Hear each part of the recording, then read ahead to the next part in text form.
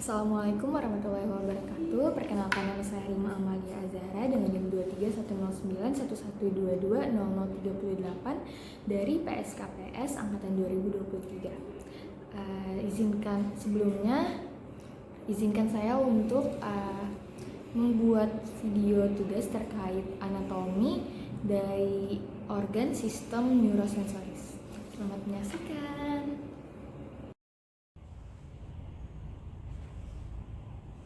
Jadi bagian anatomi dari sistem neurosensoris bisa kita mulai dari anatomi organ sensoris. Jadi dari lingkungan luar itu bisa memberikan efek atau dampak kita melalui stimulus atau rangsangan. Nah, dari stimulus atau rangsangan itu akan diterima oleh organ sensoris ini. Pada organ sensoris ini terdapat reseptor, di mana reseptor itu akan mengubah stimulus atau rangsangan tersebut menjadi aliran listrik atau impuls yang akan dialirkan ke bagian saraf-saraf kita, kemudian ke bagian otak, lalu lanjut ke diproses di otak, dilanjutkan lagi ke sistem saraf lainnya dan akhirnya menghasilkan reaksi. Kemudian untuk dari organ sensoris sendiri salah satunya ada mata. Dari mata ini, dari superficialnya pada atas mata terdapat alis atau eyebrow, dan itu berfungsi supaya saat ada cairan dari atas mata kita, baik dari kepala ataupun dari dahi, cairan tersebut tidak langsung terkena ke bagian mata. Lalu untuk eyebrow sendiri atau alis disebut juga sebagai supercilia. Lalu ada juga cilia atau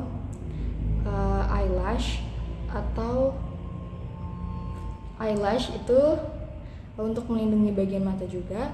Lalu ada kelopak mata bagian atas atau palpebra superior, dan juga kelopak mata bagian bawah yaitu palpebra inferior. Lalu di bagian samping ini ada commissura lateralis dan juga commissura medialis. Di sini ada juga caruncula lacrimalis yang menjadi tempat dari keluarnya kelenjar air mata atau air mata. Lalu di sini terlihat ada pupil, iris, dan juga ada sklera gitu. Nah, sklera ini bagian putih-putih dari bola mata kita. Lalu ada juga iris. Iris ini bagian yang mengatur banyak atau sedikitnya jumlah cahaya yang masuk ke dalam mata kita, dan pupil ini bagian hitamnya. Jadi pupil ini sebenarnya bagian yang terbentuk oleh iris. Jadi misalnya jadi saat ada cahaya yang dipantulkan ke bagian mata kita secara langsung gitu, maka pupil itu akan mengecil gitu. Lalu kemudian selanjutnya ada terkait glandula lacrimalis atau kelenjar air mata. Glandula lacrimalis sendiri terletak di bagian lateral dari palpebra superior. Nah, di sini terdapat glandula lacrimalis. Terus ada juga ductus lacrimalis. Lalu di bagian medialnya dekat dengan hidung terdapat canalis lacrimalis superior. Ada juga yang canalis lacrimalis inferior. Lalu ada punctum lacrimalis, dan juga di sini bisa kita lihat ada nasal cavity, ductus nasolacrimalis, dan juga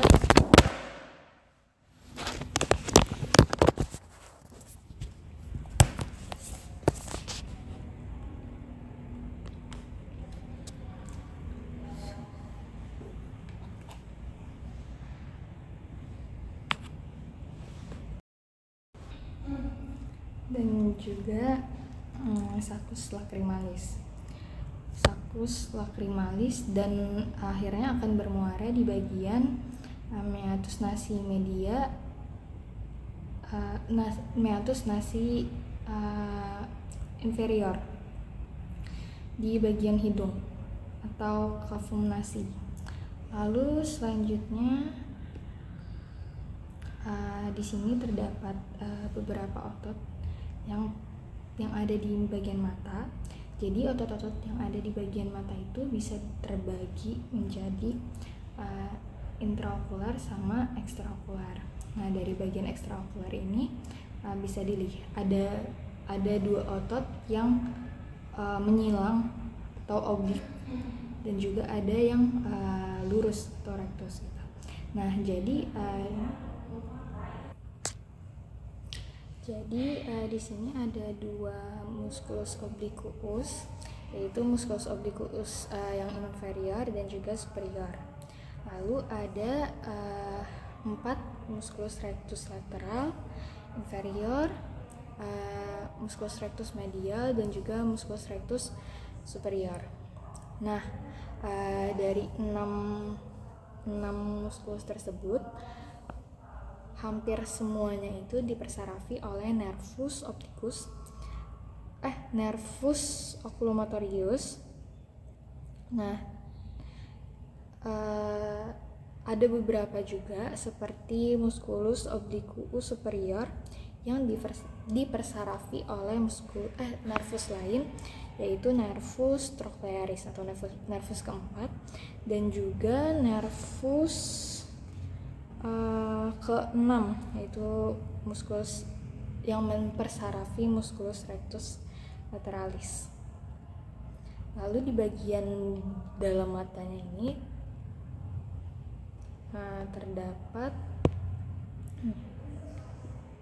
terdapat musculus lain juga, yaitu musculus ciliaris.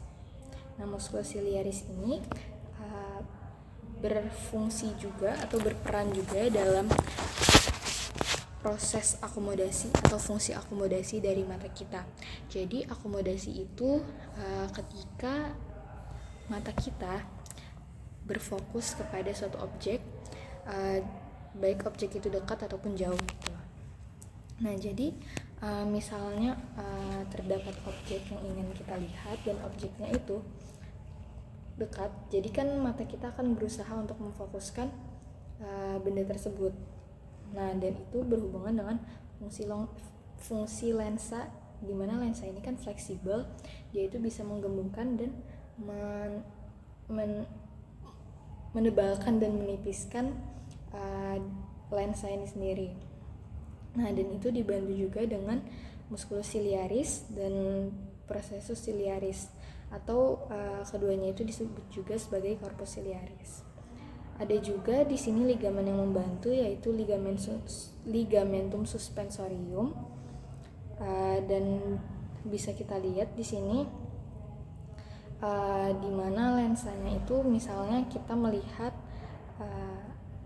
sesuatu di dekat, melihat benda dengan pandangan yang dekat dari mata kita, maka musculus ciliarisnya ini akan berkontraksi, kemudian corpus ciliarisnya ini akan menarik forward, dan juga tekanan dari ligamentum suspensoriumnya ini akan menjadi lebih turun, lalu akhirnya lensa ini akan menjadi lebih tebal. Sedangkan kalau kita harus melihat ke jarak yang lebih jauh, maka musculus ciliarisnya ini akan relaksasi, dan juga ligamentumnya ini akan meningkat tekanannya, lalu lensa kita akan menjadi lebih tipis untuk menyesuaikan jarak dari benda tersebut yang kita lihat.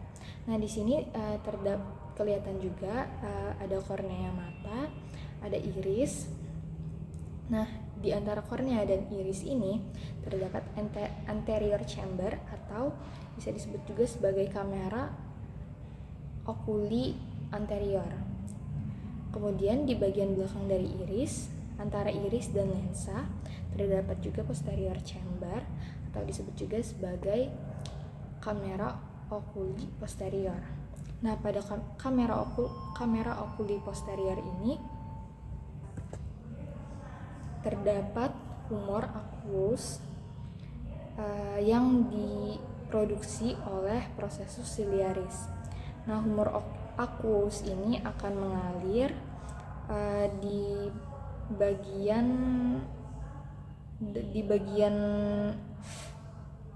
kamera oculi posterior, kemudian ke kamera oculi anterior, dan akhirnya keluar melalui canal of Schlenn. Nah, di mana ada suatu penyakit yaitu glaukoma, di mana dia ini terjadi atau disebabkan oleh tingginya tekanan dari intraokular karena humor aqueousnya ini tidak bisa keluar atau diproduksi terlalu banyak ataupun tidak, jalan keluarnya itu terhambat. Nah, jadi gimana sih cahaya itu bisa masuk atau bayangan itu bisa masuk ke dalam mata kita kemudian berubah menjadi impuls? Jadi kan seperti yang kita tahu juga, kayak stimulus itu dari lingkungan luar masuk ke dalam mata kita, itu ditangkap oleh sebuah reseptor. Jadi di reseptor di bagian mata ini disebut juga sebagai sel batang dan juga sel kerucut. Nah, jadi setelah stimulus itu diterima oleh sel batang dan sel kerucut ini, untuk sel batang itu lebih ke penglihatan saat cahaya itu rendah, dan juga untuk sel kerucut saat untuk membedakan warna, untuk persepsi warna gitu. Nah, jadi setelah masuk dan terdapat di daerah retina, sel-sel tersebut itu akan terjadi proses fototransduksi, di mana fototransduksi ini proses di mana terjadinya perubahan energi cahaya menjadi sinyal listrik. Setelah itu sinyalnya diteruskan ke bagian neuroni bipolaris, lalu ke bagian ganglion dari nervus tersebut. Kemudian dari ganglion tersebut akan membentuk nervus, yaitu nervus 2 atau nervus opticus, yang membawa informasi yang dari luar itu atau stimulus itu ke otak, menuju otak gitu. Nah, lalu nervus opticus sendiri akan ke bagian chiasma opticum. Nah, di chiasma opticum ini akan saling bersilangan antara nervus di mata dekstra dan juga mata sinistra.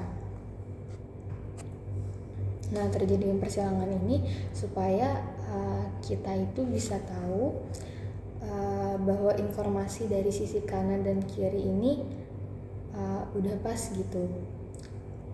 Terus pandangannya itu bisa jadi lebih lengkap antara bagian mata kanan dan bagian mata kiri. Nah, lalu ada tractus opticus yang membawa sinyal tersebut atau stimulus tersebut dari kedua mata ke bagian otak. Lalu ada juga corpus geniculatum laterale yang di bagian talamus. Nah, jadi di bagian talamus ini akan diolah dan diteruskan ke area korteks primer visual atau disebut juga sebagai primary visual areas yang terletak di lobus occipital. Selanjutnya yaitu organ sensoris pendengaran atau yang menangkap gelombang suara. Jadi untuk telinga sendiri sebenarnya bisa terbagi menjadi 3, telinga luar, telinga dalam, dan juga telinga tengah. Jadi telinga luar ini sepertiga dari telinga itu dibentuk dari kartilago atau tulang rawan, sedangkan 2/3-nya itu dibentuk oleh tulang keras. Nah, lalu ini daun telinga sendiri berfungsi juga untuk menghangatkan udara saat masuk ke dalam middle ear atau lubang telinga selanjutnya. Nah, di sini akan masuk ke bagian membran timpani. Nah, jadi yang awalnya itu masih masih gas atau masih sebagai gelombang, yaitu akan masuk ke bagian telinga dalam, lalu mengenai membran timpani. Nah, itu di bagian membran timpani ini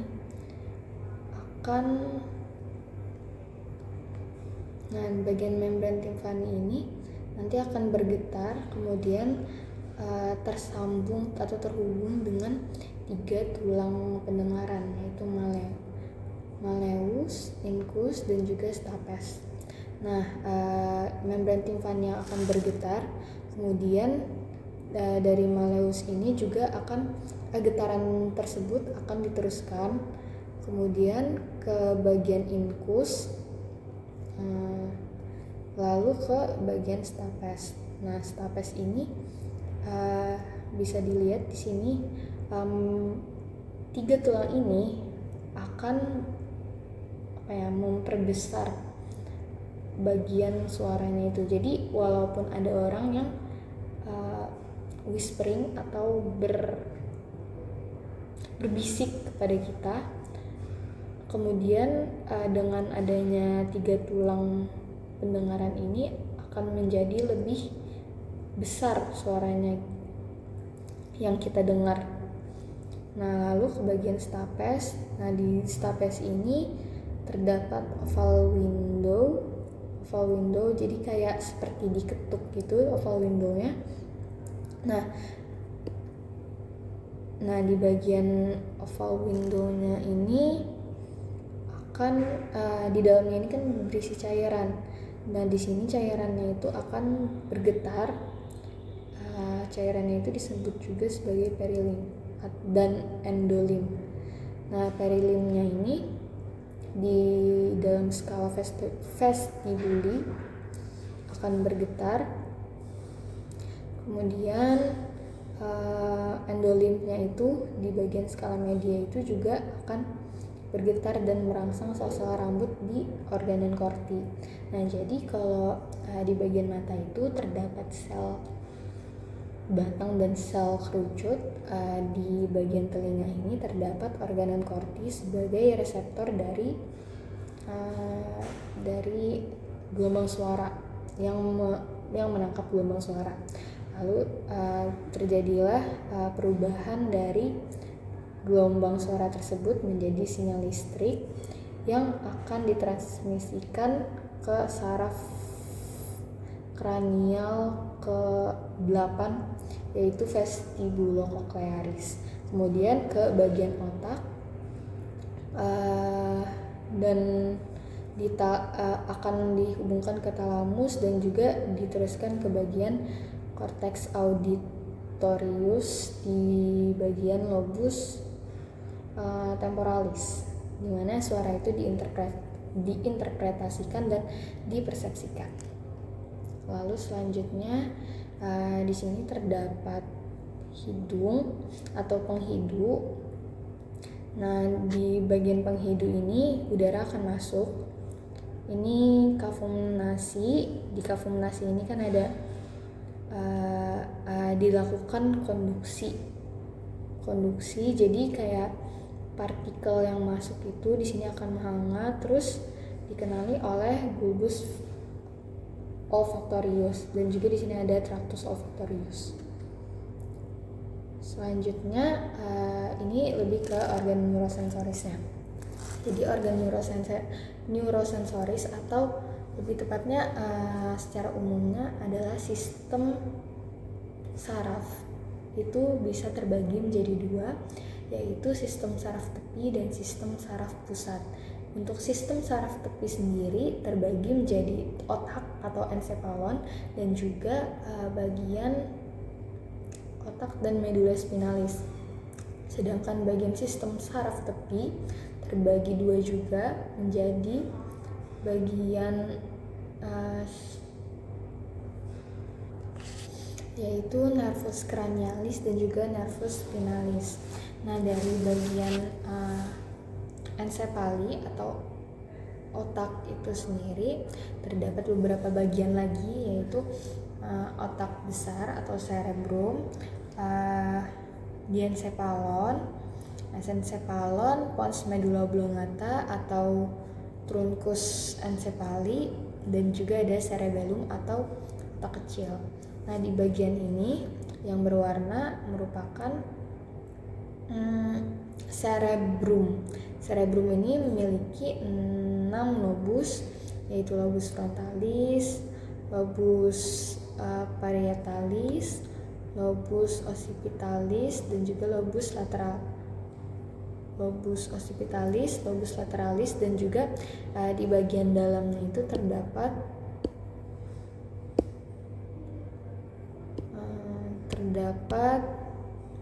lobus insularis.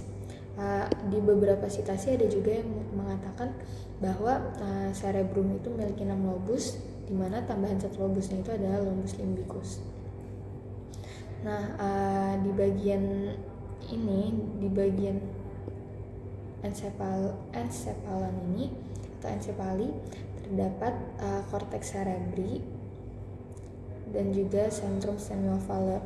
Nah, cortex cerebri ini merupakan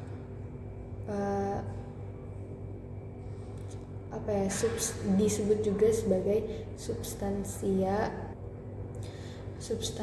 grisea, sedangkan bagian putih-putihnya ini disebut juga sebagai substansia albicans. Sini terdapat juga ganglia basalis. Ini merupakan gyrus-gyrus yang berada di lobus frontalis. Kemudian ada juga nih bagian parietalis dan bagian temporalis. Kemudian selanjutnya ada bagian diencephalon, di mana diencephalon ini terdiri dari terbagi dari bagian epitalamus, bagian talamus, bagian hipotalamus, dan juga bagian subtalamus. Kemudian ada truncus encepali atau batang otak. Nah, di batang otak ini terdapat 3 juga, yaitu mesencephalon, ada bagian pons, dan juga bagian medulla oblongata yang kemudian akan berlanjut lagi ke bagian medulla spinalis. Ini merupakan struktur dari cerebellum, di mana cerebellum itu disebut juga sebagai otak kecil. Lalu selanjutnya terdapat juga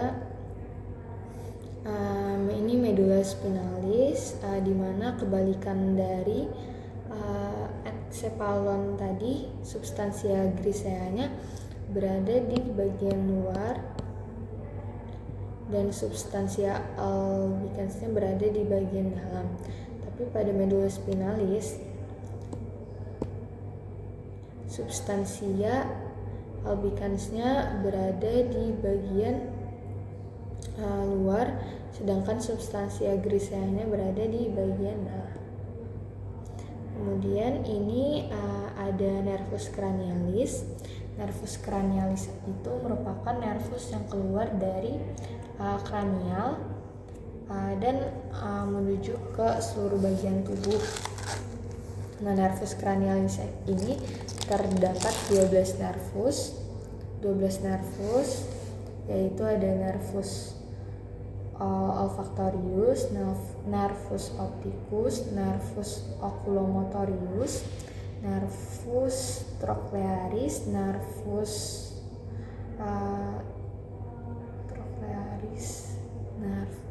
trigeminus, nervus abducens, nervus facialis, nervus vestibulocochlearis, nervus glossopharyngeus, nervus vagus, nervus accessorius, dan juga nervus hypoglossus. Nah, di sini terdapat banyak nervus-nervus yang sudah disebutkan tadi. Lalu ada juga nervus spinalis, di mana nervus spinalis ini terdiri dari 31 cabang. Nah, untuk perbedaan dari nervus sistem saraf pusat dan juga sistem saraf tepi, di mana sistem saraf pusat itu memberikan sinyal ke bagian tubuh kita, sedangkan sistem saraf tepi itu dia menerima impuls lalu meneruskannya ke bagian otak kita.